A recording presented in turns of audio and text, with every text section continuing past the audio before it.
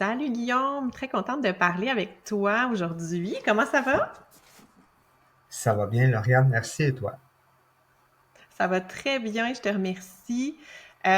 Aujourd'hui, Guillaume, on va jaser de neurodiversité, je vais dire ça comme ça, de ton point de vue à toi. Je veux qu'on aille un petit peu voir un petit peu un peu qui tu es, ton histoire, puis tu as une façon, quand tu m'as abordé pour venir parler avec moi sur le podcast, je pense que tu as une façon euh, je vais dire, particulière, entre guillemets, d'aborder la neurodiversité, la neurodivergence. Fait que j'ai envie qu'on jase de ça, puis que tu me parles un petit peu Tout à fait. de ta vision de tout ça. Yes. En fait, exactement, je compose avec ce qui s'appelait un syndrome d'Asperger, puis ça fait partie de la neurodiversité. Euh, Ce que je voulais avec cette entrevue-là, c'est expliquer aux gens qui sont orthophonistes ma vision de la vie avec le diagnostic et aussi le fait que je suis capable de m'exprimer devant un groupe et aussi en public. Puis c'est évident que je travaille avec le public. Donc, c'est pas quelque chose de difficile pour moi. Puis je ris un petit peu de mes travers. Puis ça aussi, je vais en parler par rapport à la difficulté de m'exprimer sur certains sujets et Mhm. dans certaines circonstances. OK. Cool. On va Ouais. pas parler de ça, mais juste avant, est-ce que tu peux nous dire un peu, te présenter un petit peu, c'est quoi, qui tu es, c'est quoi un petit peu ton parcours là, au-delà de la neurodiversité, mettons? OK. Je suis natif de Repentigny. J'habite maintenant à Montérégie, près de la 116 Belleuil.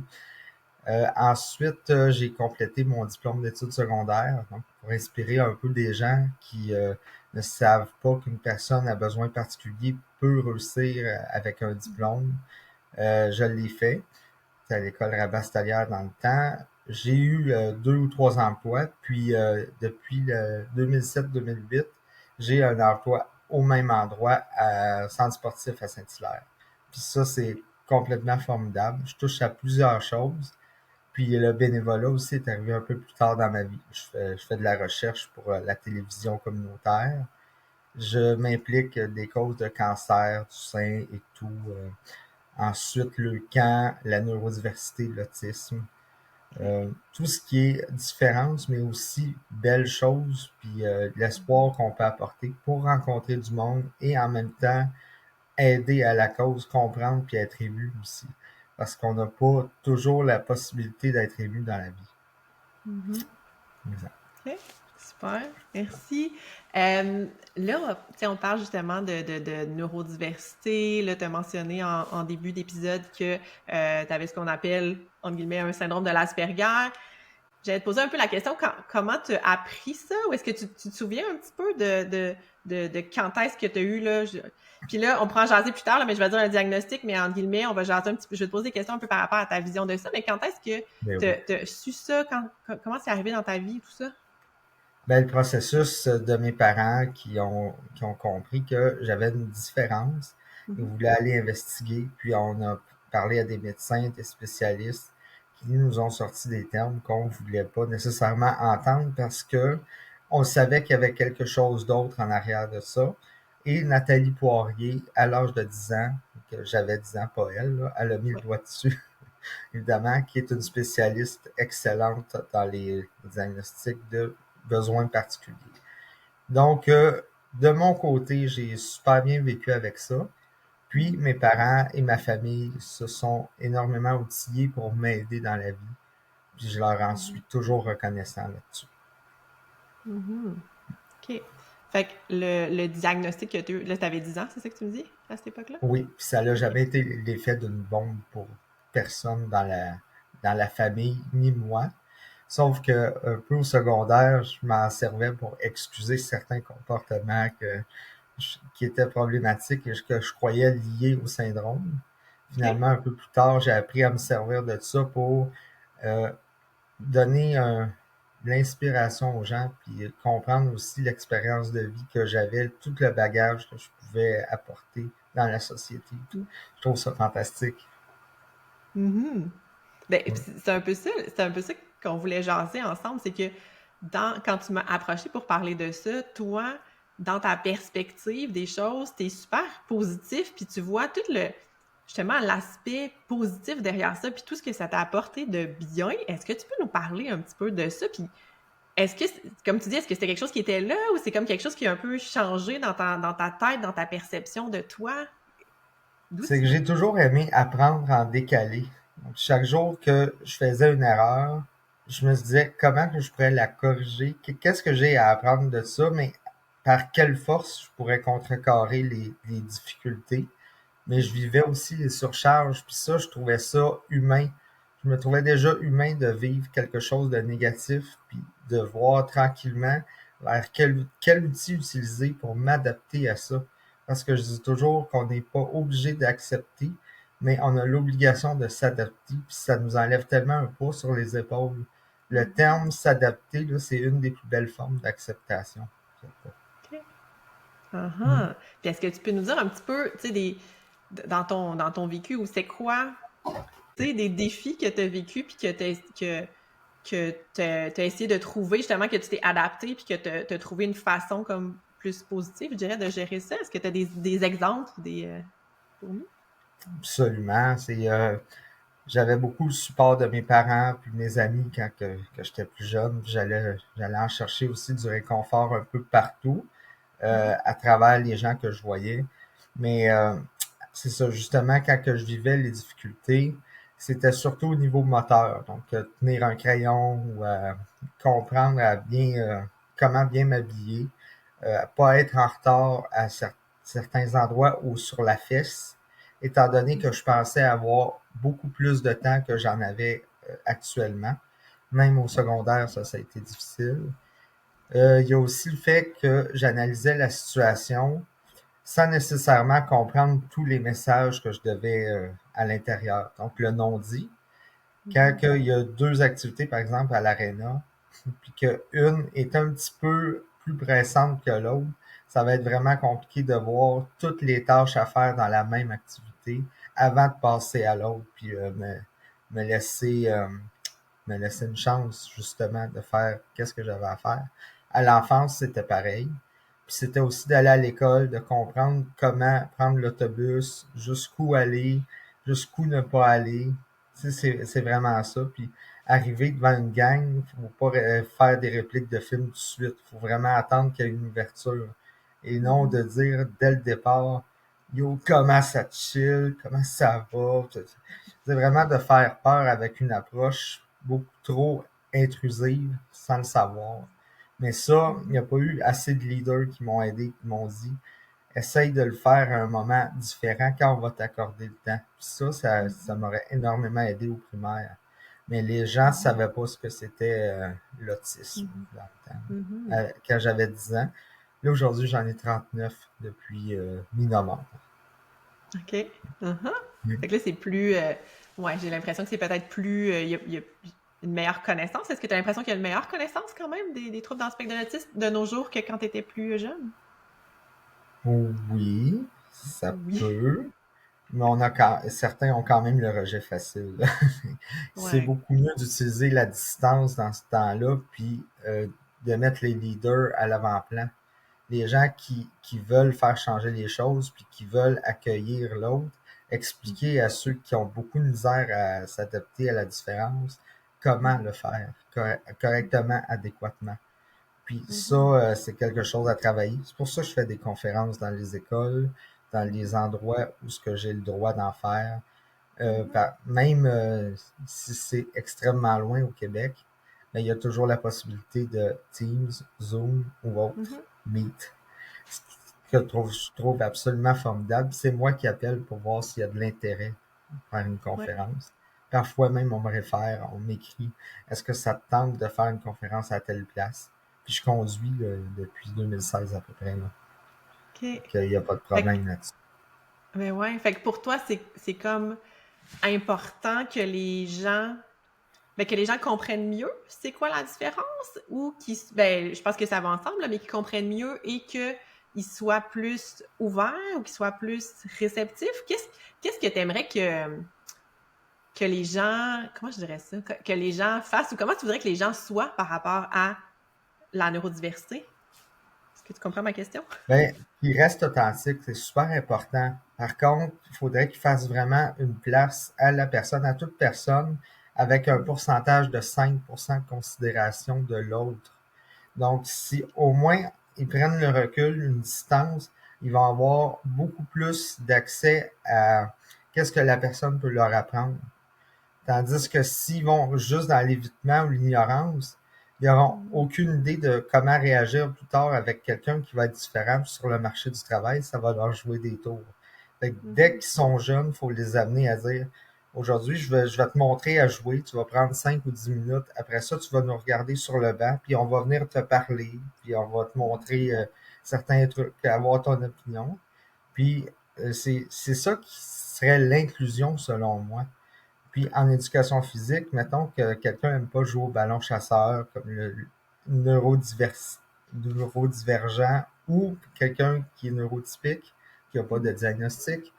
Ce qui serait le fun, c'est qu'il puisse répondre à des questions sur un sport qu'il aime. Parce que l'évaluation, ça va aussi là-dedans. Puis quand il fait du sport pendant 30, 35, 40 minutes, c'est déjà très bon pour l'éducation physique.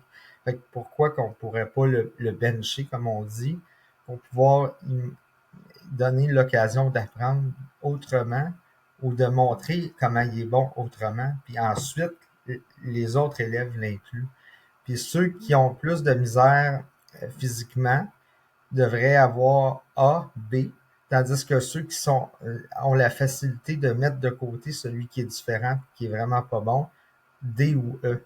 Donc, vraiment, le mot physique devrait être mis en deuxième, puis éducation en premier. Mais des fois, on fait l'inverse. Ouais, Beaucoup je trop comprends. souvent.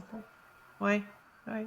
Mhm. Fait que de considérer l'autre, de considérer la différence, de lui laisser je veux dire, l'espace ou ce dont il a besoin, peut-être, pour être bien, pour être à l'aise, pour être capable de participer lui aussi, parce que c'est ça, j'ai comme l'impression des fois qu'on a peut-être... ben, je pense que certaines personnes ont, une mauvaise compréhension de ce que c'est.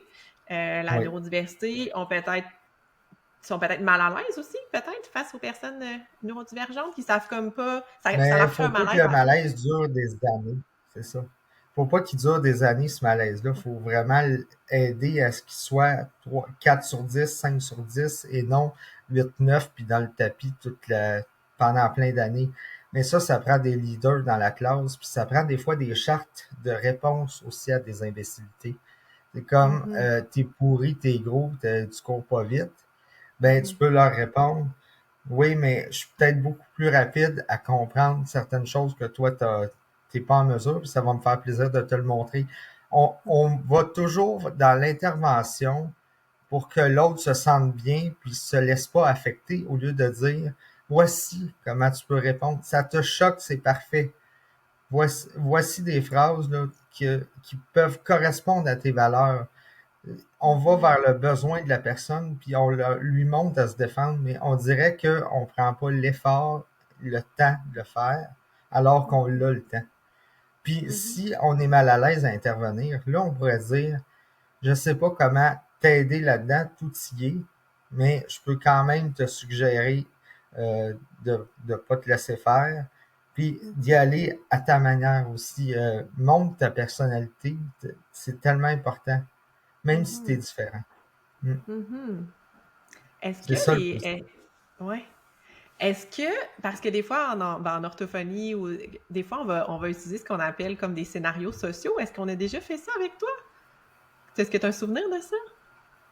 Est-ce que tu sais Ben, quoi un si j'ai scénario un social? exemple, non, si j'ai Ouais, un ben en fait, un exemple, scénario bon, social, c'est comme si on fait je veux dire, c'est comme si on fait une mise en situation de quelque chose qui pourrait arriver, qui pourrait se passer, puis on se pratique un petit peu à, OK, s'il arrive ça, voici, tu sais, voici peut-être ce que la personne, elle voulait dire, mais qui était sous-entendu. Voici comment tu pourrais réagir dans telle situation. Tu sais, c'est comme si on fait une mise en situation pour se pratiquer à, quand il arrive ça dans la vraie vie, comment est-ce que je gère ça?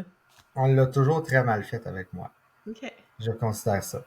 Surtout qu'on m'a pas laissé des possibilités. Je veux dire, on n'a pas mis de pistes de solutions sur la table pour moi, selon mes valeurs aussi, puis selon Ouais. le fait que je suis une personne verbomotrice, puis que j'ai de la facilité à entrer en contact avec les autres. Fait que Oui. vraiment aussi de dire, tu as peut-être raison dans ton interprétation. Puis ce que tu peux conclure des fois, la leçon, là, c'est que tu avais raison depuis le début. Puis ça, tu as le droit de le dire à la personne à la fin. Mhm. Mais ça, on met pas ça sur la table. On, Mhm. on, on oublie qu'il y a cette option-là du fait que la leçon peut être, Guillaume, tu avais raison de penser ça de la situation. Oui. Dis-le. Mhm. C'est quelque chose de beau aussi. C'est pas toi qui es dans l'erreur, c'est pas toi qui échoue, qui perd, c'est l'autre personne. Tandis que toi, tu gagnes parce que tu as amené quelque chose avec les plus belles intentions du monde. Oui. Hmm. Mhm. Merci. Ouais, c'est beau.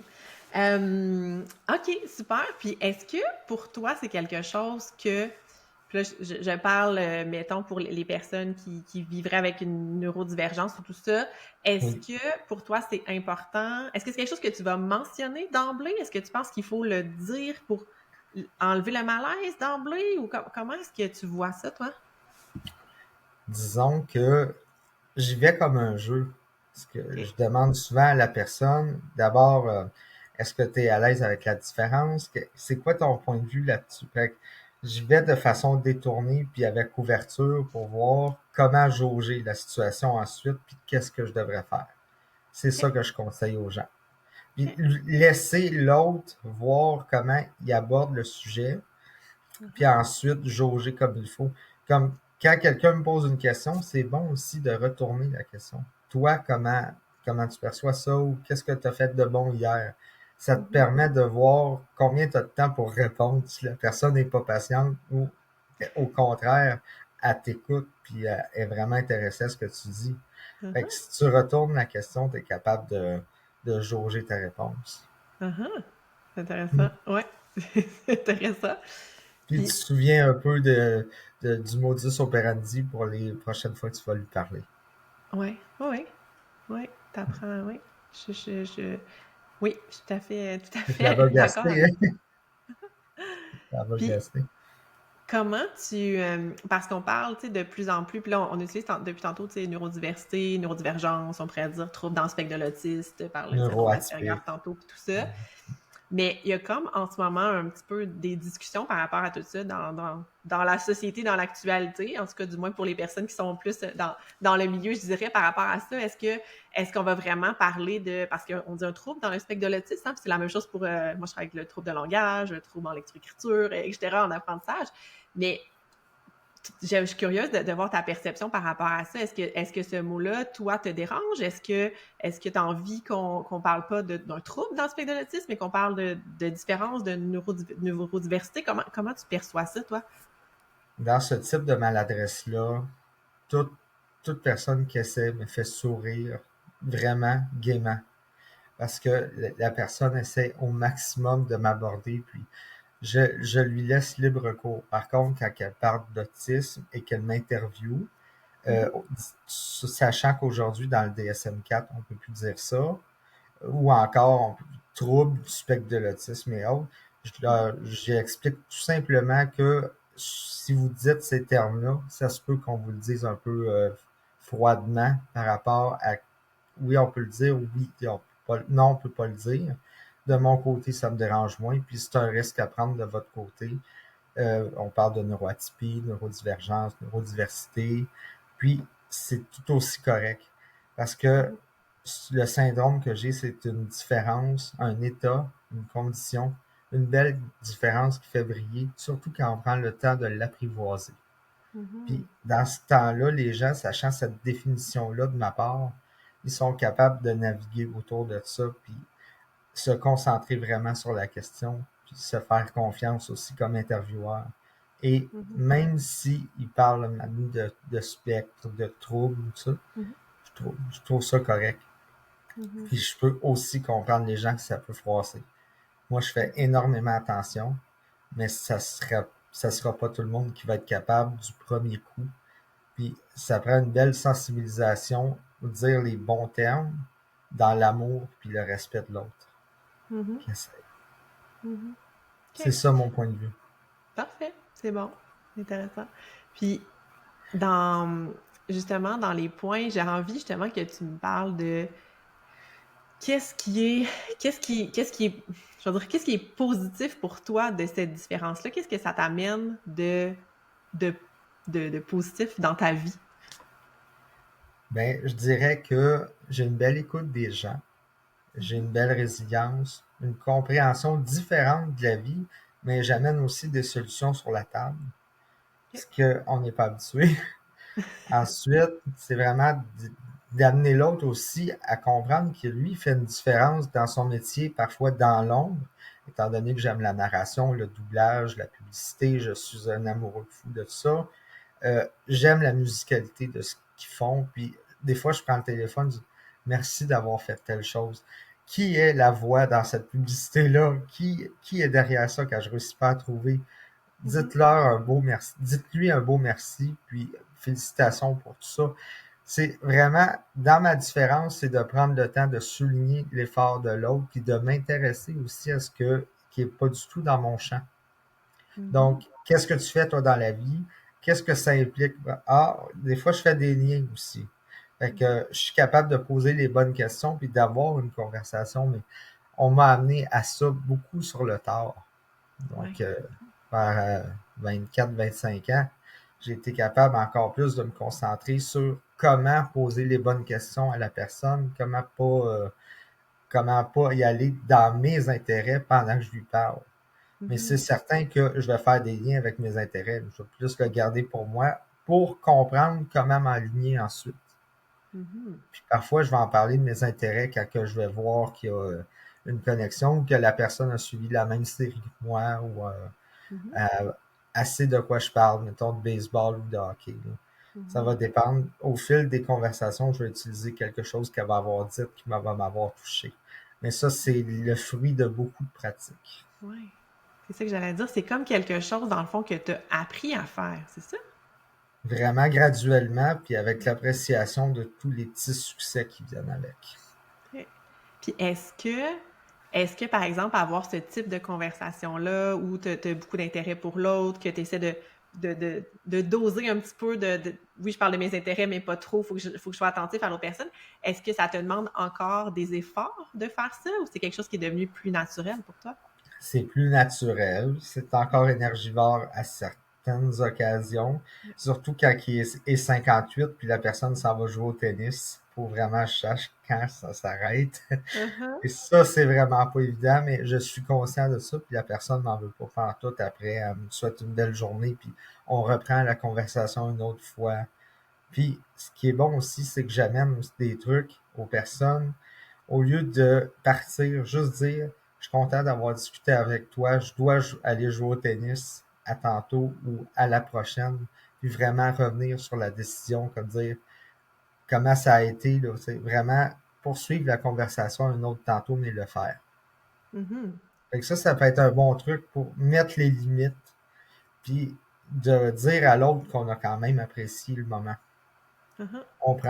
On le fait pas assez souvent, puis on se respecte pas dans ce temps-là. On part, puis on pense que c'est correct pour Mhm. nous, mais inconsciemment, ça ne l'est pas, puis on le sait très bien que ça ne l'est pas. Fait que plus tard, on va se sentir mal de voir l'autre, puis de prendre la conversation, tandis que si on la clôt comme il faut, on va être capable de dire, OK, là, on se dissocie de la conversation, mais on peut reprendre quelque chose de nouveau ou repartir sur des nouvelles bases ou repartir la même conversation plus tard.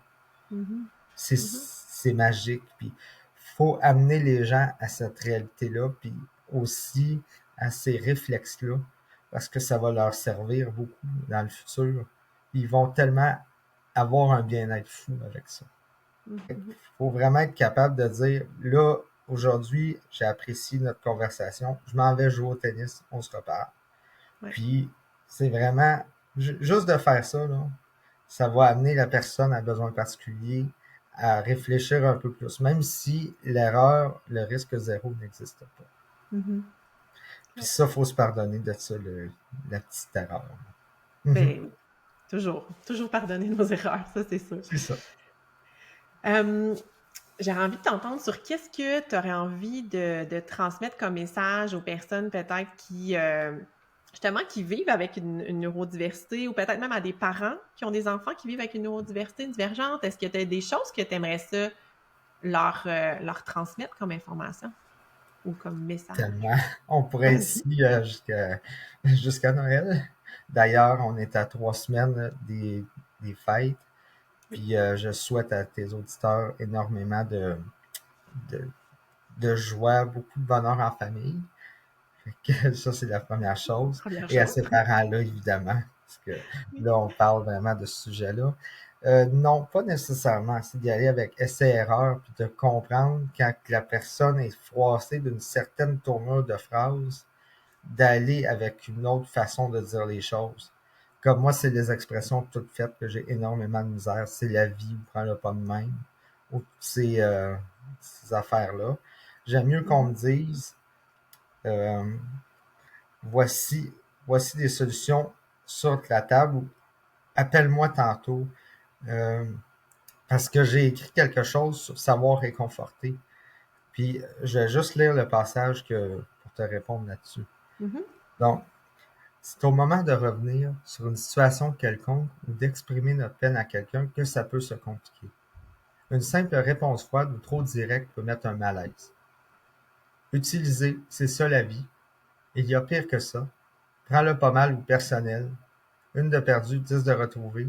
Et tant de phrases du genre n'amènent jamais de solution. Par contre, que puis-je faire pour t'aider? Je te souhaite du mieux pour bientôt. Laisse-toi aller. Appelle-moi tantôt, par exemple, sont des paroles réconfortantes pour chaque personne. Peut-être pas sur le coup, mais rapidement en général. Puis, pour les plus timides, un simple sourire, hochement de tête, des je t'apprécie puis comprends ta frustration sont très appropriés.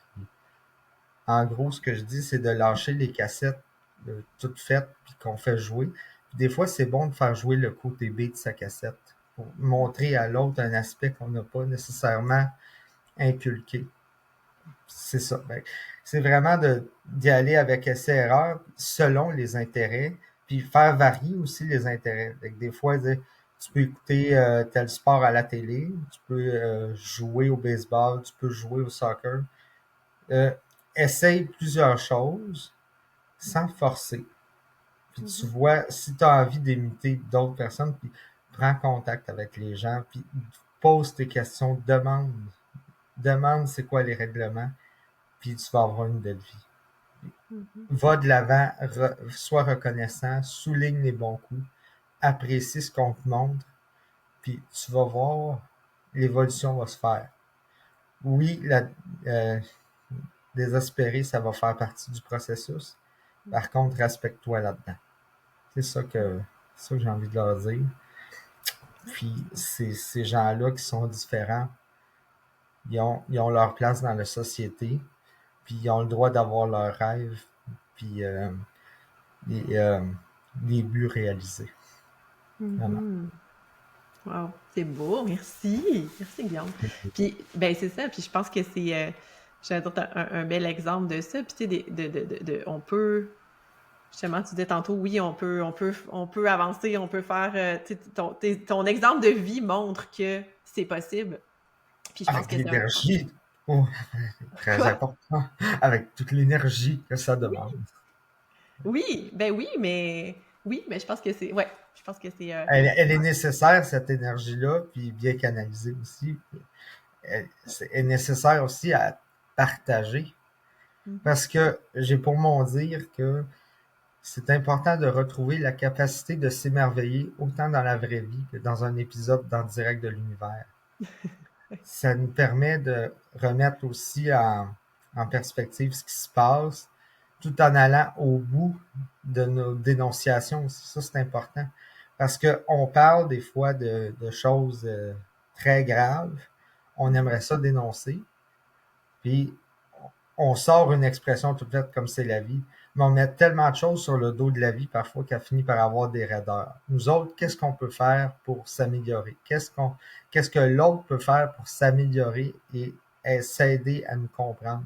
C'est donnant, puis on oublie qu'on a une part de contrôle qui est merveilleuse. Mais on met tellement l'accent sur le fait qu'on n'a pas de contrôle sur la situation, qui donne beaucoup de pouvoir aux personnes méchantes. Ça, il y a une plus grande minorité le sait, puis en profite. Tandis que si on montre aux gens à se tenir debout, pas se laisser marcher sur les pieds, on est capable d'arriver à quelque chose. Ouais. Mm. Super.